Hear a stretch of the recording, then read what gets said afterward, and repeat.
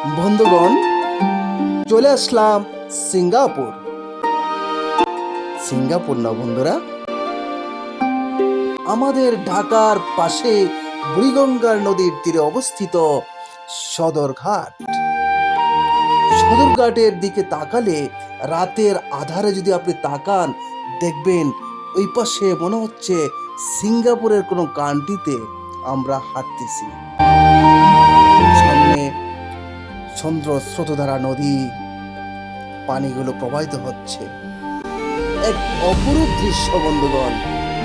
যদি রাতের আধারে একটু দেখেন, মনে হবে যে আপনি সত্যি সিঙ্গাপুরে চলে আসছেন। যাই হোক,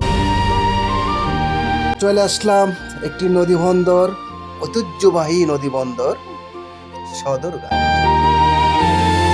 সদরঘাটের উৎপত্তি 17 শতকের গোড়ার দিকে, যখন মুঘল সম্রাট জাহাঙ্গীর ঢাকায় একটি নদী বন্দর নির্মাণের নির্দেশ দেন। এলাকাটি শীঘ্রই ব্যবসা বাণিজ্যের একটি গুরুত্বপূর্ণ কেন্দ্রে পরিণত হয়। সারা দেশ থেকে নৌকা তাদের মালপত্র আনলোড করতে আসে। সদরঘাট বাংলাদেশের পুরনো ঢাকার একটি ঐতিহ্যবাহী স্থান এবং একটি গুরুত্বপূর্ণ নদী বন্দর। এর ইতিহাস সুপ্রাচীন, যা মোগল আমল থেকে শুরু করে ব্রিটিশ শাসন এবং স্বাধীনতা পরবর্তী সময় পর্যন্ত বিস্তৃত। সদরঘাট চালু হয় 1700 শতাব্দীতে। বর্তমানে তার মালিক হচ্ছে বাংলাদেশ অভ্যন্তরীণ নৌ চলাচল কর্তৃপক্ষ। ঢাকার সদরঘাট লঞ্চ টার্মিনাল থেকে সর্বমোট 45টি রুটে নৌযান চলাচল করে। এই নদীবন্দর থেকে বাংলাদেশের দক্ষিণ অঞ্চলের এলাকাগুলো যেমন পটুয়াখালী, বরগুনা, ভোলা, ঝালকাঠি, মাদারীপুর, চাঁদপুর, খুলনা, হাতিয়া, বাগেরহাট প্রভৃতি গন্তব্যে লঞ্চ ও স্টিমার ছেড়ে যায়। বন্ধুগণ, এখন আপনারা যে সিনারিটা দেখতে পাচ্ছেন, আমি ভাবছিলাম যে এখানে কোনো শুটিং হচ্ছে, কিন্তু তা না।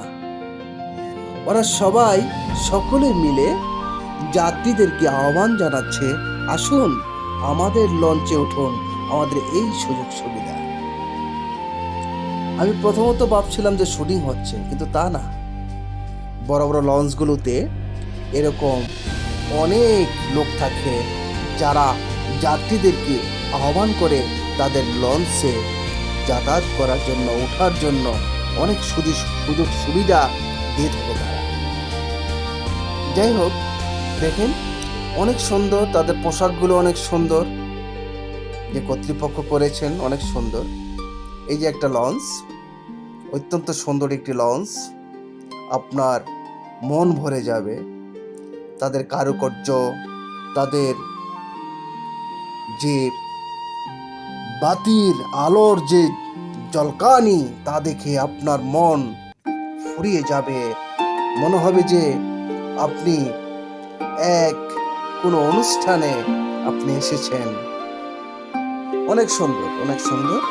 রাতের আধারে সদরঘাট অনেক সুন্দর, আপনাদের সবার ভালো লাগবে।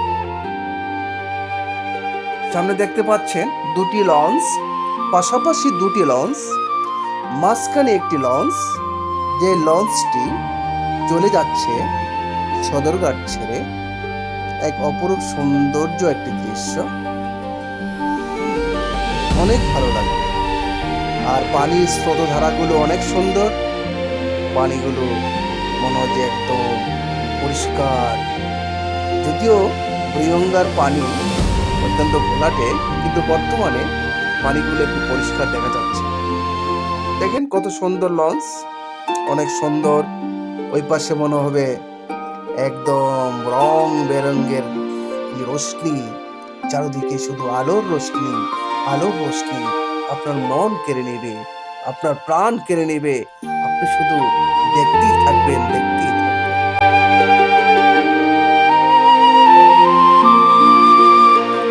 বন্ধুগণ, এখন দেখেন আরেকটি লঞ্চে তারা আহ্বান করতেছে যাত্রীদেরকে নেওয়ার জন্য একসাথে সকলে মিলে।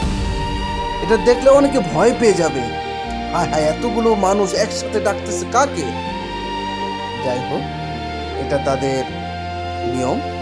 তবে আমি আশা করব যাতে কোনো যাত্রী যাতে কোনো ভয় না পায়। এই যে সুন্দর একটি দৃশ্য আপনারা দেখতে পাচ্ছেন, মাঝখানে পানি, দুই পাশে দুটি লঞ্চ, রোশনি প্রবাহিত, আলোর রোশনি যা আপনার মন কেড়ে নেবে।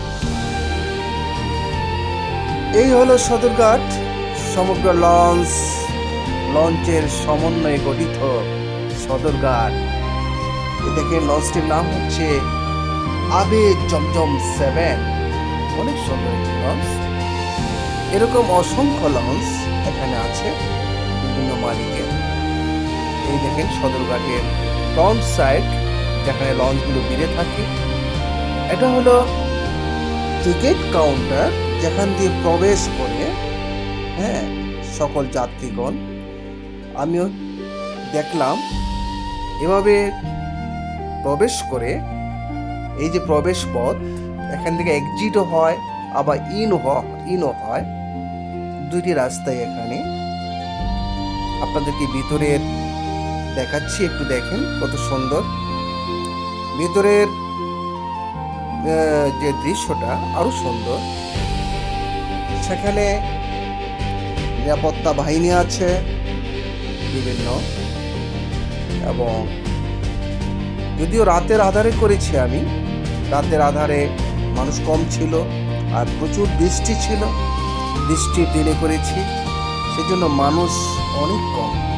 এই দেখেন ভিতরের সদরঘাটের যে টার্মিনালের ভিতরের দৃশ্য অত্যন্ত সুন্দর। আমি যাচ্ছি ভিতর দিয়ে, টার্মিনালের ভিতর দিয়ে, আপনারা দেখেন অনেক সুন্দর। এই সদরঘাট যদি কেউ আসে, এখানে অনেক ঘটনা, অনেক স্মৃতি মনে প্রত্যেকটি মানুষই জড়িত আছে। এই হলো একটি প্রবেশদ্বার, এক্সিট। আমি এক্সিট হয়ে যাচ্ছি, বাইর হয়ে যাচ্ছি। এই হলো টিকিট কাউন্টার, এখান থেকে টিকিট কেটে সবাই প্রবেশ করে। এক অপরূপ দৃশ্য এখন দেখেন বন্ধুগণ, যা দেখলে আপনার মন শিউরে যাবে। এক অভূতপূর্ব দৃশ্য, যা সদরঘাটের পশ্চিমে একটি মসজিদের পাশে এটা অবস্থিত। আমি দেখে তো অবাক হয়ে গেছি যে এত একটা মানবিক দৃষ্টিকোণ থেকে দেখতেছি। হঠাৎ করে দেখতেছি যে একটি গাড়ি চলে আসছে তাদেরকে খাবার দেওয়ার জন্য, যারা খেতে পায় না, যারা ক্ষুধার্ত, তাদেরকে খাবার দেওয়ার জন্য চলে আসছে। আমি হঠাৎ করে দেখে তো আশ্চর্য হয়ে গেলাম যে হায় হায়, এখনো বাংলাদেশের মানুষ আছে যারা ক্ষুধার্তদেরকে অন্ন দান করে।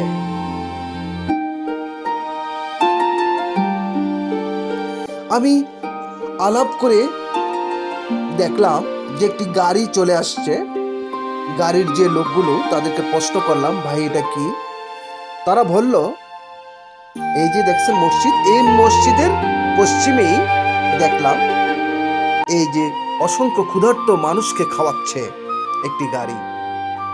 গাড়ির লোকদেরকে প্রশ্ন করলাম, ভাই কাদেরকে খাওয়াচ্ছেন? তারা বলল, আমাদের কাজ হলো ভালো কাজের হোটেল, আমরা বিভিন্ন জায়গায় খাওয়াই এবং বিনা টাকা যারা ক্ষুধার্ত তাদেরকে আমরা প্রতিদিন খাবার দিই, ঠিক রাত 9টা থেকে 10টার দিকে।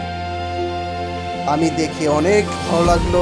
এই সেই গাড়িটার সামনে একটা দেখেন কত সুন্দর সাইনবোর্ড দেওয়া আছে, ভালো কাজের হোটেল, অনেক সুন্দর।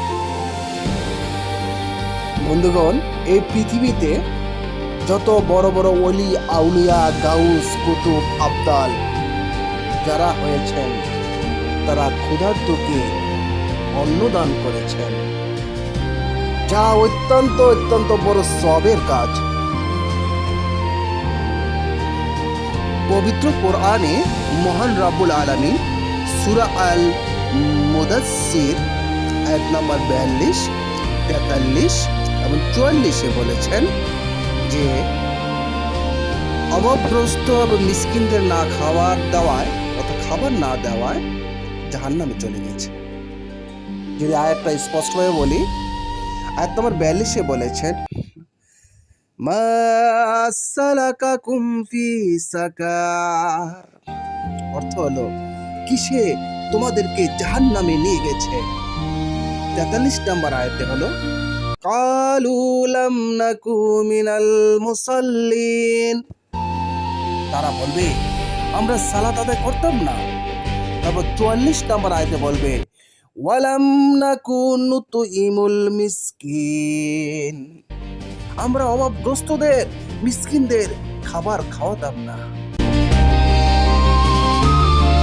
আব্দুল্লাহ ইবনে আমর রাদিয়াল্লাহু থেকে বর্ণিত, এক ব্যক্তি রাসূল সাল্লাল্লাহু আলাইহি সাল্লামকে জিজ্ঞেস করেন ইসলামের কোন আমলটি উত্তম। রাসূল সাল্লাল্লাহু আলাইহি সাল্লাম বলেন তুমি মানুষকে আহার করাবে এবং যাকে চেনো বা চেনো না উভয়কে সালাম দেবে। সহিহ বুখারী হাদিস নাম্বার 12। বন্ধুগণ,